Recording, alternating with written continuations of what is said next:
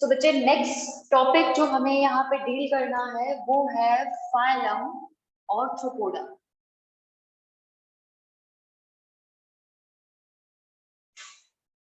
Phylum Arthropoda.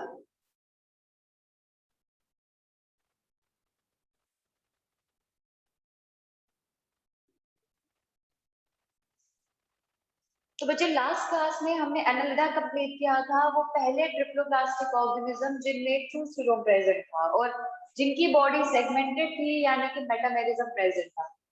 अब बच्चे मैं यहाँ पे ऑर्थ्रोपोडा के बारे में बात करने जा रही हूँ। ऑर्थ्रो मीन्स जॉइंटेड, ठीक है। Arthro means jointed and poda for feet और अपेंडेजेस। तो मतलब दे हैव जॉइंटेड अपेंडेजेस, यानी कि इनके पास एंटीना होगा, उनकी लेग्स होंगी, उसमें जॉइंट्स प्रेजेंट होंगे। और बच्चे विदाउट एनी एक्सेप्शन हर एक ऑर्गेनिज्म में ऐसा रहने वाला है। So that's why these organisms are called as ऑर्थ्रोपोडास। और ऑर्थ्रोपोडास जो है दे forms the largest phylum of animal kingdom. And largest phylum in terms of what? Largest phylum in terms of number of species. Largest phylum in terms of number of species. मतलब species जो है, species का count यहाँ पे ज्यादा है, जिसमें से भी हमारे पास 2/3 पार्ट जो है वो सिर्फ इंसेक्टा का आएगा। जितनी भी स्पीशी है उसमें 2/3 स्पीशी दे आर इंसेक्ट्स। तो बच्चे इंसेक्ट्स रहेंगे, तो मतलब लार्जेस्ट पार्ट जो है वो इंसेक्ट्स बना रहे हैं ऑर्थ्रोपोडा में, और इंसेक्ट्स में भी जॉइंटेड अपेंडेजेस रहेंगे। अब बच्चे मैं इनकी हैबिट और हैबिटेट के बारे में बात कर ली थी, फिर बेसिस ऑफ क्लासिफिकेशन पे आते हैं। हैबिट एंड हैबिटेट की बात करें तो बच्चे ये ऑर्गेनिज्म एक्वेटिक भी है, टेरेस्ट्रियल भी है,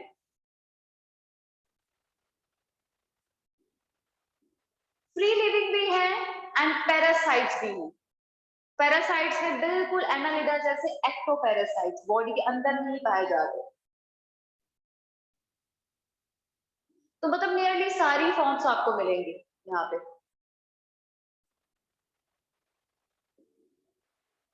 ठीक है। तो free living, ectoparasites, terrestrial, aquatic, किसी भी सिस्टम में पाए जाते हैं। और बच्चे अब बात करते हैं कि बेसिस ऑफ क्लासिफिकेशन की, तो organ system level of organisation रहेगा। Organ and organ system start हुआ था प्लेटीहेल्मिन्थ से बेटा, ठीक है। उसके बाद बायलेटरल सिमेट्री अगेन स्टार्ट हुई थी प्लेटीहेल्मिन्थ से। उसके बाद ट्रिप्लोब्लास्टिक अरेंजमेंट है अगेन प्लेटीहेल्मिन्थ से। अब ट्रू सीलोम है, ट्रू सीलोम एनालिडा से स्टार्ट हुआ था, प्लेटीहेल्मिन्थ में ट्रू सीलोम नहीं होता एंड एस्केल्मिन्थ में सूडो सीलोम होता है, ठीक है। अब बच्चे बात करें मेटामेरिज्म की, मेटामेरिज्म बिल्कुल है। हमने एग्जांपल्स डील की थी कि हमारे पास एनालिडा जो है, ऑर्थ्रोपोडा है एंड कॉर्डेटा है, ये तीनों शो करते हैं मेटामेरिज्म।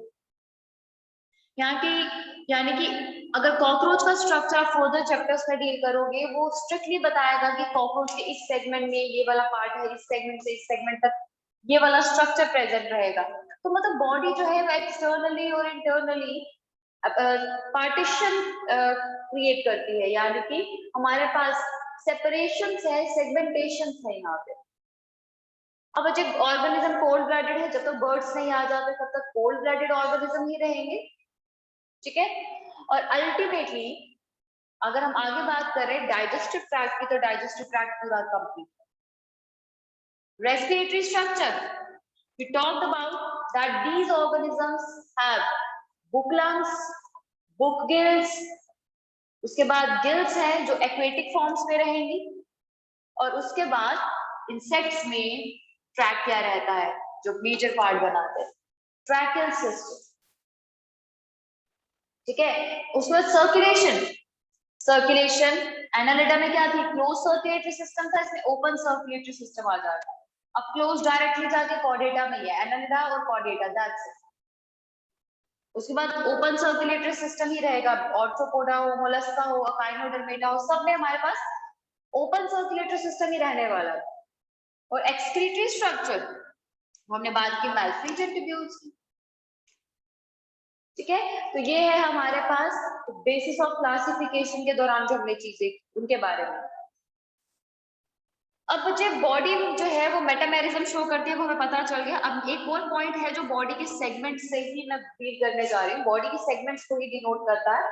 तो बच्चे वो है बॉडी डिवीजन। इनकी बॉडी जो है वो डिवाइडेड है three main parts, three main parts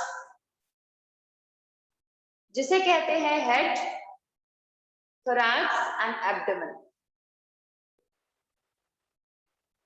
head, thorax and abdomen.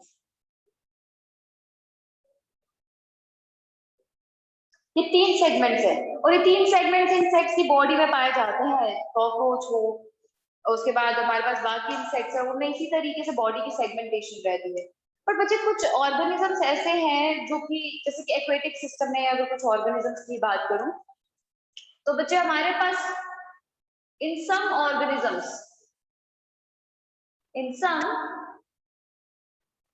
Head and thorax fuse to form cephalothorax, यानी कि कुछ ऑर्गेनिज्म में cephalothorax होता है, ठीक है, cephalothorax होता है। और बच्चे हमारे पास इस तरीके से अगर हमें प्रॉन देखा होगा तो प्रॉन का स्ट्रक्चर कुछ इस तरीके से रहता है, पीछे बॉडी के बाद भी सेगमेंट्स रहेंगे,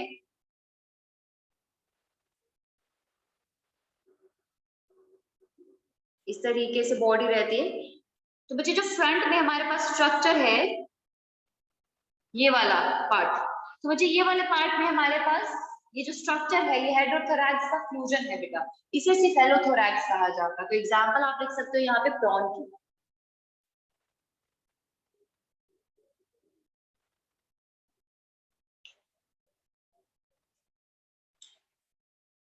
उसके बाद बच्चे कुछ ऑर्गेनिज्म में thorax और एब्डोमेन ही फ्यूज होता है, ठीक है। और बच्चे thorax और एब्डोमेन के फ्यूजन को ट्रंक कहा जाता है। तो इन सम लाइक स्पाइडर्स, स्पाइडर्स भी इसी का हिस्सा है, तो वो इंसेक्ट्स नहीं है बेटा, लेकिन ठीक है उनको इंसेक्ट्स नहीं कहा जाता, वो बिलोंग करते हैं क्लास एरेकनिडा से। क्लास इंसेक्टा अलग होती है ऑर्थ्रोपोडा में, ठीक है।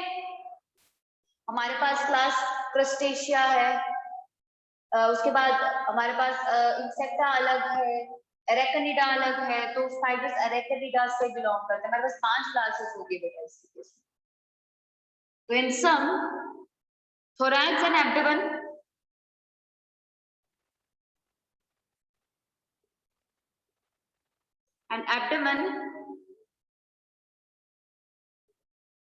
fuse to form trunk।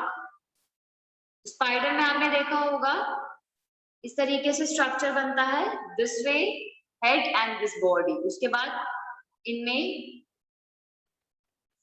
4 pairs of legs होती है, इंसेक्टा में हमेशा 3 पेयर रहेंगे बेटा, ठीक है। तो ट्रंक बनता है, an example here is spiders,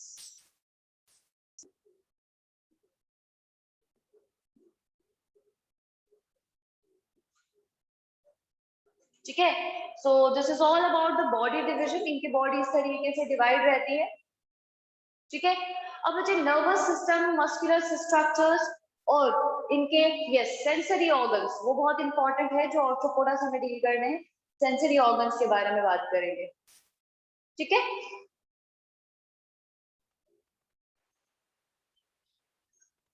सो बच्चे इसके बाद हम बात करने जा रहे हैं इनके नर्वस सिस्टम के बारे में, ठीक है। तो सर्कुलेटरी, रेस्पिरेटरी, एक्सक्रीटरी स्ट्रक्चर्स हम सारे डील कर चुके हैं बेटा। तो फोर्थ है एक्सक्रीटरी दिस नर्वस सिस्टम। तो बच्चे नर्वस सिस्टम एनालिडा से डिफरेंट नहीं है, बस फर्क ये है एनालिडा में जो रिंग बनती है सर्कमफेरेंजियल रिंग होती है, पर इसके केस में सर्कम ईसोफेजियल रिंग होती है,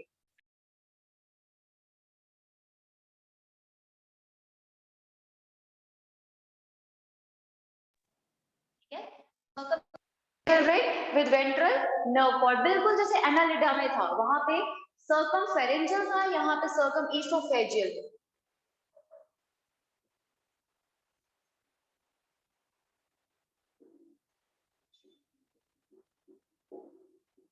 with longitudinal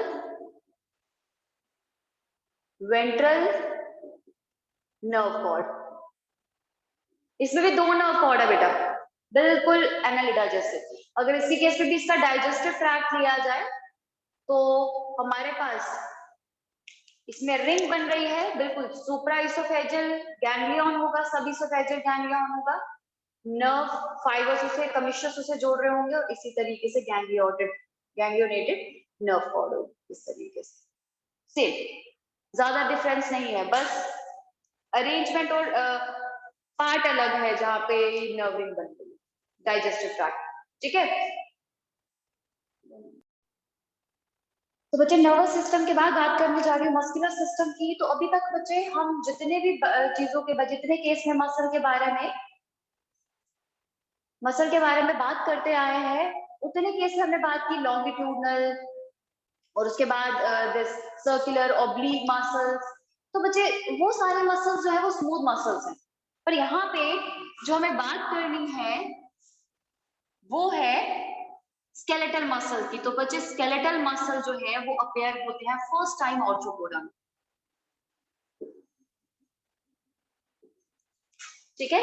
skeletal muscle first time appear होते हैं ऑर्थोपोडा में। अभी तक इससे पहले किसी केस में हमारे पास स्केलेटल मसल्स नहीं होंगे। और उसके बाद नेक्स्ट है हमारे पास दिस सेंसरी स्ट्रक्चर्स।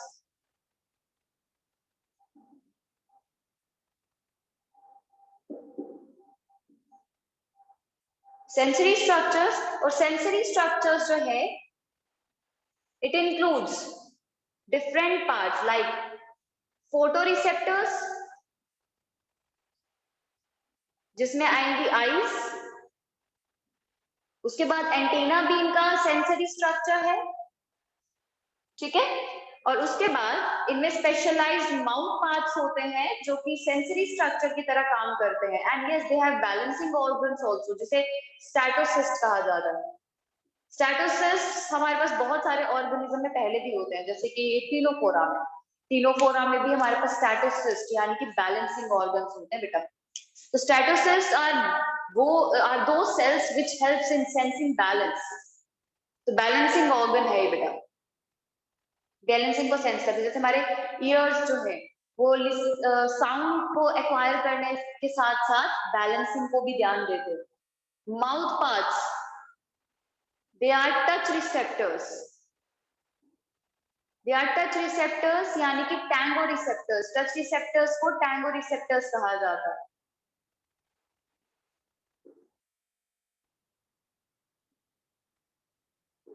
इसमें मेनली टच रिसेप्टर्स होते हैं, उसके साथ साथ गस्टेटरी यानी कि टेस्ट करने वाले।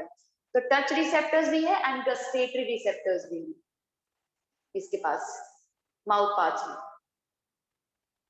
उसके अलावा एंटीना, बच्चे एंटीना जो है वो बिल्कुल फिलामेंट जैसे स्ट्रक्चर है and they are olfactory and tango receptors, यानी कि टच भी सेंस करते हैं और ऑल्फैक्शन यानी कि स्मेल भी सेंस करते हैं। और आईज की अगर हम बात करें तो we have two types of eyes. We have two types of eyes in cockroach. These are simple eyes called as ocelli and compound eyes, which are made up of smaller units called as ommatidia. कितने units होते हैं वो आगे वैसे आप पढ़ोगे, but मैं बता दूं ये कंपाउंड आइज जो है वो nearly 2000 hexagonal lens like structure से बनी होती है और उन्हें कहा जाता है ओमेटिडिया। और बच्चे इन दोनों का काम है, दोनों आइज का काम है फोटो रिसेप्शन करना, यानी कि लाइट को रिसीव करना। तो photo reception is the function. तो इनके सेंसरी स्ट्रक्चर्स है, आई फोटो रिसेप्शन के लिए, एंटीना ऑल्फैक्शन और टच के लिए, Mouth parts again touch receptors and gustatory receptors है, and statocysts which are balancing organs. तो मुझे स्पेशलाइज्ड सेंसरी ऑर्गन्स जो हैं वो डेवलप हुए हैं फाइलम ऑर्थ्रोपोडा में, जो उनको एफिशिएंट फंक्शन करने में हेल्प करते हैं। तो बच्चे अब नेक्स्ट बात कर रहे हैं हम सेक्सेस की। तो सेक्सेस जो है दे आर स्ट्रिक्टली सेपरेट। अब आगे जितनी भी फॉर्म्स आने वाली है ना, तो बच्चे उनमें मोस्टली ऑर्गेनिज्म जो है वो यूनिसेक्सुअल ही होंगे and they are mostly dependent on sexual mode of reproduction. हमारे पास एसेक्सुअल मोड जो है वो बंद हो जाएगा, क्योंकि एडवांस ऑर्गेनिज्म में एसेक्सुअल मोड प्रोमिनेंट नहीं होता। प्लांट्स को छोड़ देंगे, प्लांट्स के केस में ये एप्लीकेबल नहीं है। They do show vegetative mode of reproduction, और लास्ट तक वो एसेक्सुअल मोड शो करते ही करते हैं, कितने भी एडवांस स्टेज या एडल्ट स्टेज ना क्यों ना हो। तो सेक्सुअल मोड ऑफ रिप्रोडक्शन रहेगा, बट फर्टिलाइजेशन जो है वो इंटरनल रहती है। तो इंटरनल फर्टिलाइजेशन इज देयर,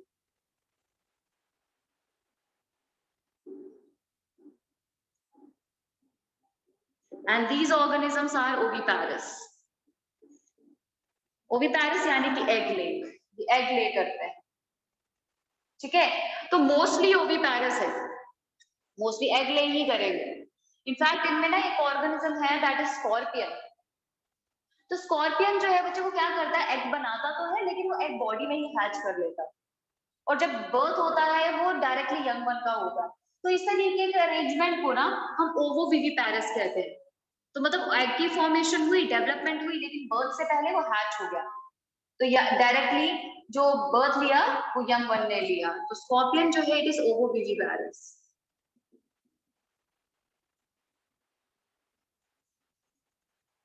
और बच्चे डेवलपमेंट में दोनों पैटर्न दिखेंगे आपको, डायरेक्ट भी इनडायरेक्ट भी।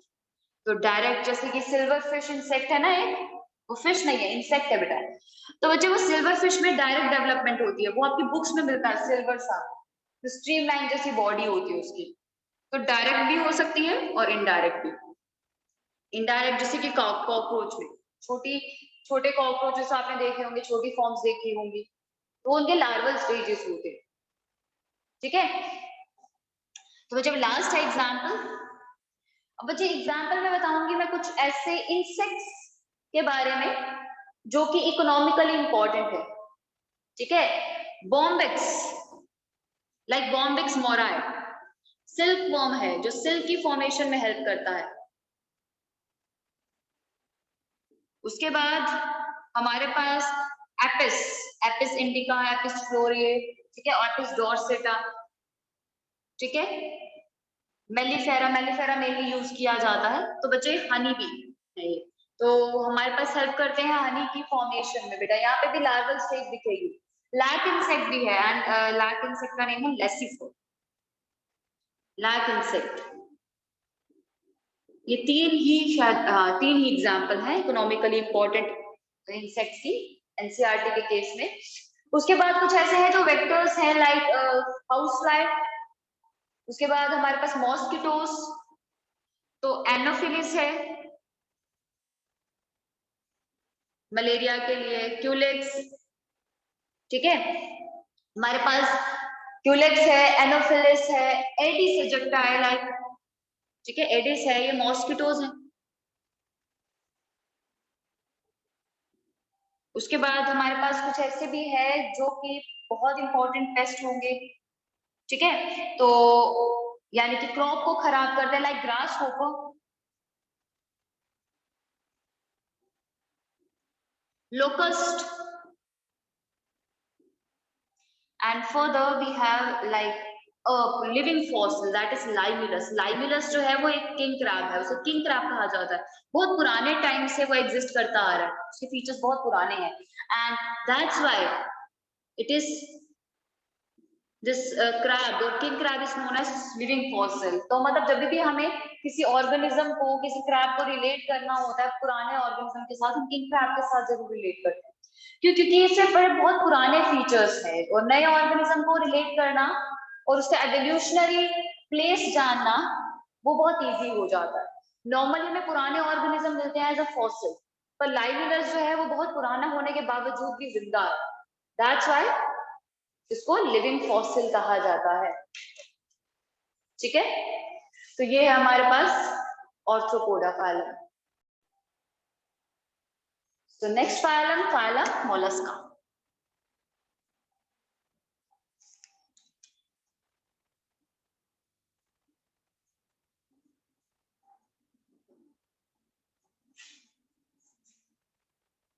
So phylum mollusca, mollusca term जो है it represents soft body.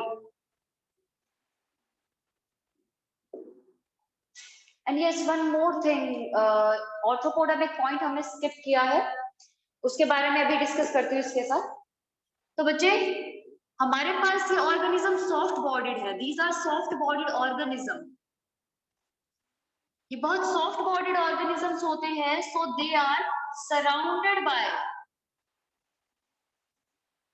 Calcium carbonate shell, यानी कि एक्सोस्केलेटन से सराउंडेड रहते हैं, सो दैट अपनी बॉडी को प्रोटेक्ट कर सके। लेकिन बच्चे ऑर्थ्रोपोडा में क्या है, स्केलेटन के नाम पे अगर हम बात करें तो ऑर्थ्रोपोडा जो है इट हैज काइटिनस एक्सोस्केलेटन। बच्चे ये बहुत इंपॉर्टेंट पॉइंट है जो हमारा स्किप हो गया है, तो नोट डाउन कर लेंगे ऑर्थ्रोपोडा में। तो ऑर्थ्रोपोडा जो है इट हैज काइटिनस एक्सोस्केलेटन, उसके पास बाहर एक स्केलेटन होता है जो काइटिन का बना होता है, काइटिन एक कार्बोहाइड्रेट है बेटा, तो it has chitinous exoskeleton to protect their body. और बच्चे यही वो एक बहुत बड़ा रीजन है जिसकी वजह से इंसेक्ट सक्सेसफुली सरवाइव कर पाते हैं इस हार्श एनवायरनमेंट में, काइटिनस एक्सोस्केलेटन। तो जैसे ऑर्थ्रोपोडा के पास काइटिनस एक्सोस्केलेटन है, वैसे मोलस्का ने अपनी बॉडी में कैल्शियम कार्बोनेट का शेल बना के रखा है ताकि वो अपनी सॉफ्ट बॉडी को प्रिवेंट कर सके। ठीक है, तो बच्चे अब आगे बात करते हैं हैबिट और हैबिटेट की।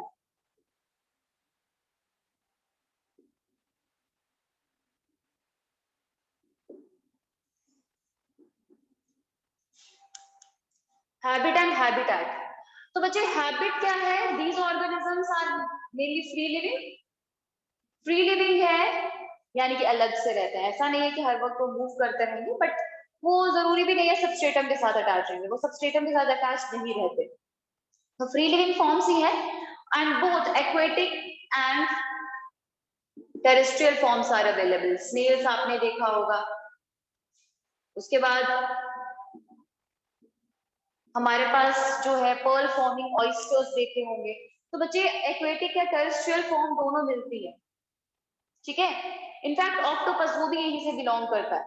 अब आप बोलो ऑक्टोपस जो है उसमें बाहर कैल्शियम कार्बोनेट का शेल नहीं होता, yes it's an exception, but वो ये प्रॉपर्टी बहुत अच्छे से जस्टिफाई करता है जो कि मेन प्रॉपर्टी है मोलस्का की, जिसके बेसिस पे उसे ये नाम भी दिया गया मोलस्का, सॉफ्ट बॉडीड ऑर्गेनिज्म। तो मुझे ये एक प्रॉपर्टी है, फीचर है मोलस्का का, तो मुझे ये जस्टिफाई कर रहा है, कुछ प्रॉपर्टीज और है वो जस्टिफाई कर रहा है, तो हम उसको बाहर नहीं निकाल सकते सिर्फ इस बेसिस पे कि तुम्हारे पास कैल्शियम कार्बोनेट का शेल नहीं है और इंटरनल स्केलेटन है हमारे तुम्हारे पास, यहाँ पे नहीं रह सकते, नहीं कर सकते बच्चे पास।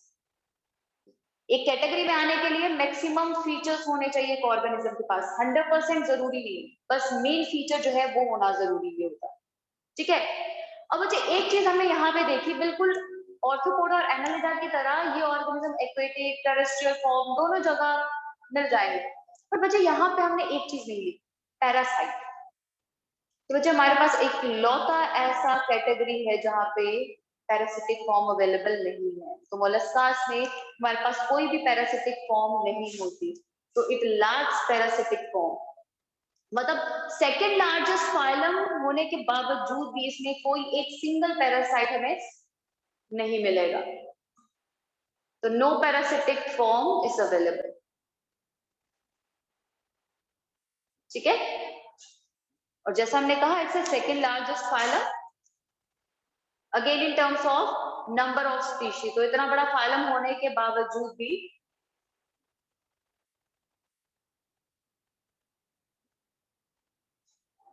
इतना लंबा बड़ा फाइलम होने के बावजूद भी कोई पैरासिटिक फॉर्म नहीं। तो बच्चे अब बात करते हैं इसके बेसिस ऑफ क्लासिफिकेशन के बारे में, तो organ system level of organization with bilateral symmetry, Echinodermata में खराब हो जाएगी नेक्स्ट वाले में, ठीक है, उसके बाद रेडियल आ जाएगी एडल्ट्स में। तो थर्ड है ट्रिप्लोब्लास्टिक अरेंजमेंट, हमारे पास और उसके बाद इसमें हमारे पास क्या रहेगा, ट्रू सीलोम रहेगा, और ट्रू सीलोम में के बाद मेटामेरिज्म नहीं है, ठीक है। एनालिडा ऑर्थ्रोपोडा और कॉर्डेटा में ही है मेटामेरिज्म। कोल्ड ब्लडेड ऑर्गेनिजम्स है, डाइजेस्टिव ट्रैक्ट कंप्लीट होगा, सर्कुलेटरी सिस्टम ओपन होगा, और उसके बाद हमारे पास this respiratory structure taenidia, although NCERT mention नहीं करती है बट एक रेफरेंस के लिए आप जरूर रखेंगे। टेनिडिया फेदर गिल्स कहा जाता है, और एक्सक्रीशन के लिए भी ऑर्गन ऑफ बुजानस, अगेन एनसीईआरटी ने नहीं लिखा है बट ऑर्गन ऑफ बुजानस जो है it's an excretory structure of Mollusca, ठीक है। और बच्चे एक चीज और याद रखेंगे, हमारे पास जो कैविटी है ना बेटा, जहाँ पे ओपन सर्कुलेटरी सिस्टम होता है उसमें ट्रू कैविटी में ब्लड आके फिल होता है, तो इसीलिए ना वो ट्रू कैविटी, ट्रू सीलोम जिसमें ब्लड फिल्ड होता है उसे हेमोसील कहा जाता है। तो ऑर्थ्रोपोडा में भी हेमोसील है और इसमें भी हेमोसील, इन दोनों के पास ट्रू सीलोम है ना, और दोनों के केस में ओपन सर्कुलेटरी सिस्टम है, तो इनका ब्लड जो है वो कैविटी में आ जाता है, तो इसमें हेमोसील रहेगा।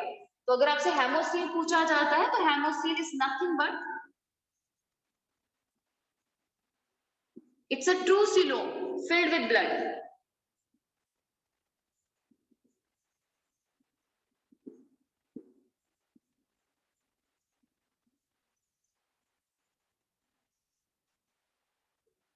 ठीक है, तो ये है हमारे पास basis of classification.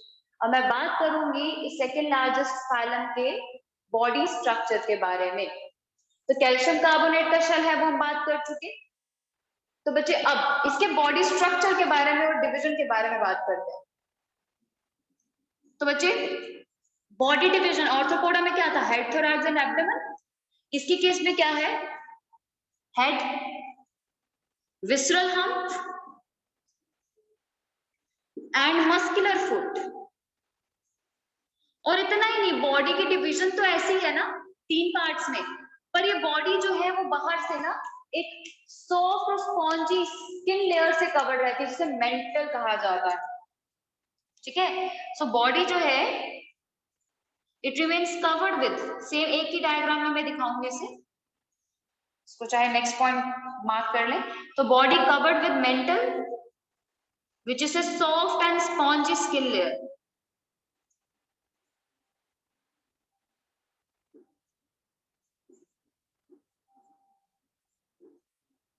And it is present over visceral hump. और बच्चे मेंटल को इतना स्पेशल अटेंशन क्यों दिया, सॉफ्ट एंड स्पॉन्जी लेयर है ठीक है, पर क्यों इतना स्पेशल अटेंशन दिया, वो इसलिए दिया बच्चे क्योंकि यही वो मेंटल लेयर है जो कि कैल्शियम कार्बोनेट का शेल बनाती है, फॉर्म्स कैल्शियम कार्बोनेट शेल, यानी कि calcium carbonate exoskeleton of the body, exo means बाहर, ठीक है। तो बच्चे अब आगे बात करते हैं, मैं डायग्राम बनाने जा रही हूं, ठीक है। तो डायग्राम ड्रॉ करते हैं। अब बच्चे एक बॉडी अगर एक स्ट्रक्चर बनाना हो, मोलस्का का, वो कुछ इस तरीके से रहता है, ये हेड आ गया,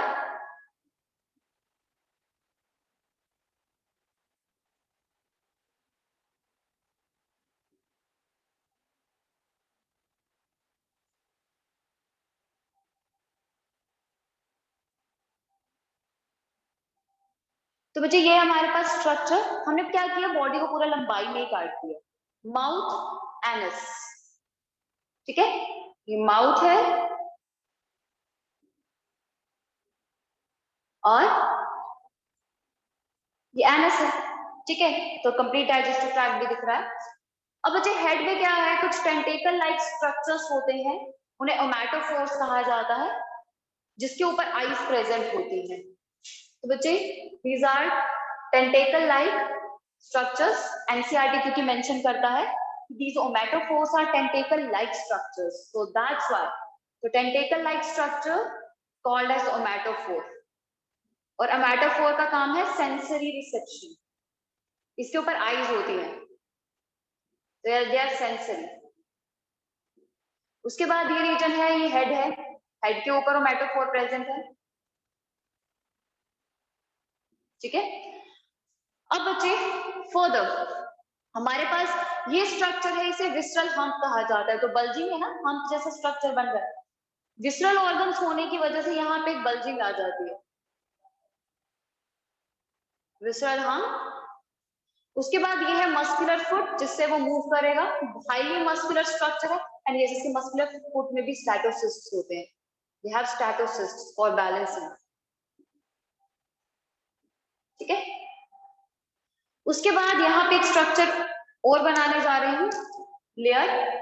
this layer is present only over visceral hump and this layer is called as mantle.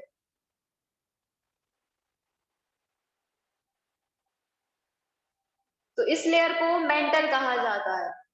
तो जैसे हमने मेंशन किया कि हमारे पास मेंटल जो है वो लेयर है जो कैल्शियम कार्बोनेट शेल बनाती है। ठीक है, अब बच्चे हमने तो मेंटल बिल्कुल साथ में जोड़ के बनाया है, बट एक्चुअली मेंटल और विस्टल हम्प के बीच में कैविटी भी होती है, जिसे मेंटल कैविटी कहते हैं। ठीक है, सो मेंटल कैविटी, इसी के नीचे कंटिन्यू कर सकते, तो mantle cavity present between visceral hump and mental. और बच्चे इसमें पता क्या है, फेदर लाइक स्ट्रक्चर्स है, जिसे फेदर गिल्स कहा जाता है। तो they have feather gills like structure,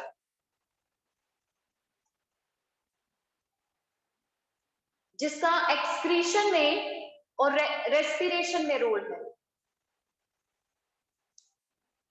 ठीक है, ऑल्दो हमने रेस्पिरेशन में इसे अलग से मेंशन किया है टेनिडिया के नाम से, ठीक है, बट आप एक्सक्रीशन में भी इसे कंसीडर करेंगे। ठीक है, तो फेदर गिल्स कहा जाता है टेनिडिया को, feather gills which are responsible for respiration as well as excretion. ठीक है, अब बच्चे हमारे पास मेंटल कैविटी हो गई, इसमें फेदर गिल्स प्रेजेंट थे जिन्होंने एक्सक्रीशन और रेस्पिरेशन किया। अब इसके बाद इसके ऊपर है कैल्शियम कार्बोनेट का शेल जो मेंटल ने बनाया।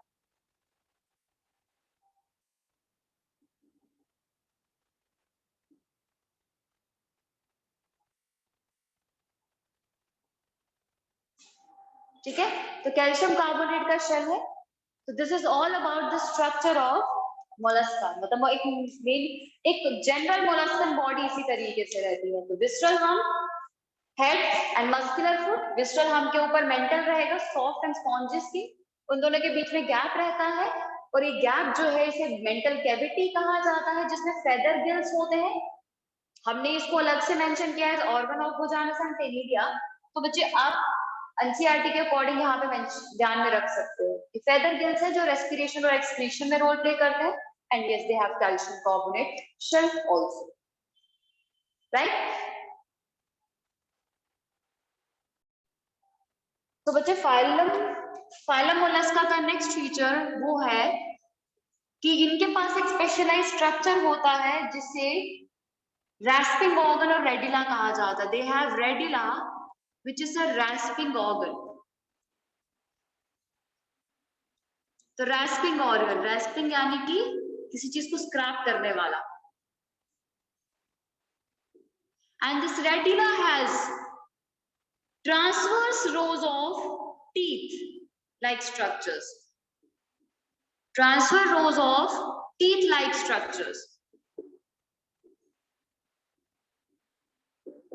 ठीक है, तो बिल्कुल ऐसा स्ट्रक्चर होता है, माउथ से बिल्कुल टंग लाइक स्ट्रक्चर रहेगा इस तरीके से, ये लॉन्गिट्यूडल पार्ट है इसका, और इसमें बिल्कुल ट्रांसवर्स अरेंजमेंट रहेगा इस तरीके से टीथ्स का।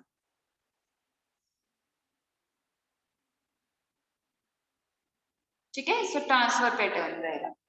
और बच्चे let's suppose it's a food particle, तो फूड पार्टिकल में किस तरीके से, इस तरीके से रैस्प करेगा, इस तरीके से ट्रांसवर्स रोज है ना, ठीक है, इस तरीके से रैस्प करेगा।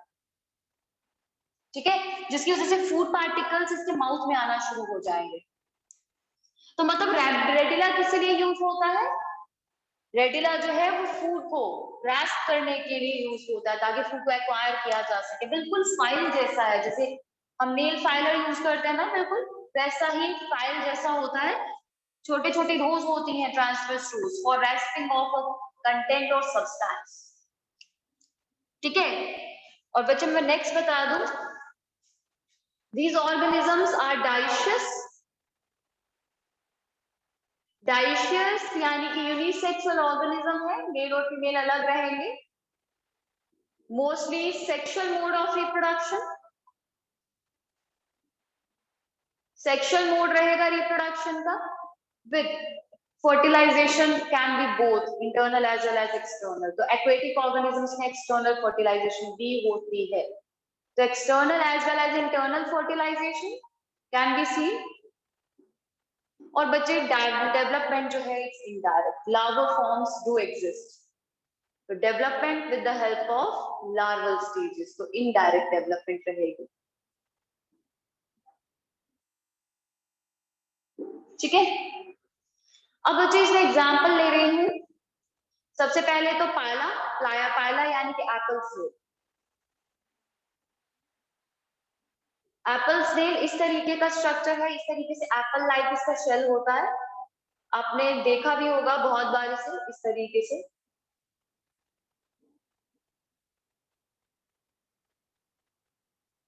ऐसा शेल होता है इसका, ये पायला है।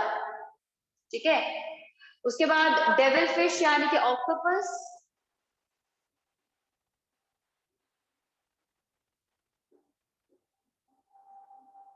ठीक है, उसके बाद इसमें ऑयस्टर्स आते हैं, ऑयस्टर्स जो पर्ल फॉर्मेशन करते हैं। और उसके बाद हमारे पास डेंटेलियम, डेंटेलियम जो है ना इसको एलिफेंट टस्क शेल कहा जाता है। Dentalium is elephant tusk shell.